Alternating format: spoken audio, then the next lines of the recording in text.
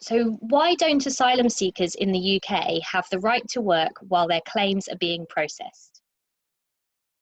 So this is very much a political decision. I think successive governments have considered allowing people seeking asylum the right to work would act as a pull factor and encourage people to claim asylum in the UK for the purposes of accessing the employment market. Now, there's absolutely no evidence to suggest that this is the case. The current situation is that anybody seeking asylum who's been waiting more than 12 months for either an initial decision or a decision on their further representations can apply to have permission to work. But if the government agree to give them permission to work, they can only take a job in what's called the shortage occupation list, which is a list the government publishes of occupations that the UK is short of. And that includes things like classical ballet dancer, classical musician, and people who are qualified to dispose of nuclear waste. So it's a very restricted list of jobs that most people would not be qualified to take part in.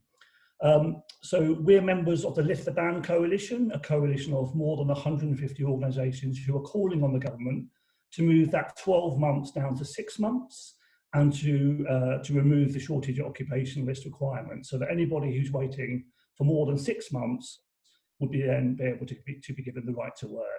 Now, this isn't radical. This is how it used to be prior to 2002. So we're just asking the government to roll the clock back to how things were prior to 2002. Great, thanks. And more specifically, why isn't the government letting refugees work in this crisis period when we need every pair of hands? Yeah, so this is really difficult because I think it's difficult to make a strong argument for the right to work at a period of time where many workers are being furloughed and it just access to the employment market in general is more difficult. I think there is a strong argument that perhaps the government could allow people who have nursing qualifications or health qualifications the right to work.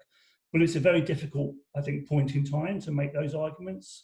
I think the other thing is, if the government were to agree to do this, there would be some kind of administrative cost and measures that the government would need to put in to process applications and to issue people with the right to work. So perhaps right now isn't the right time for us to be asking the government to do that. We need them to focus on the more kind of emergency provisions that are required.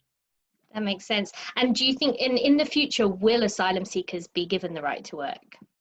Well, we're certainly hopeful. I think, as part of the Lift the Ban Coalition, we're working continually to engage with government on this issue. At some point later this year, there'll be an immigration bill, and it might be again that we can use that to further thinking around the right to work. It's difficult at the moment because now there's a majority government. It's going to be a little bit more tricky, but we are hopeful that we will win this argument. Certainly, all of the evidence that we put forward to the government in terms of the cost benefits, the social economic benefits, they're really strong arguments. So we think at some point, common sense will prevail and we'll win this argument. Great, thank you.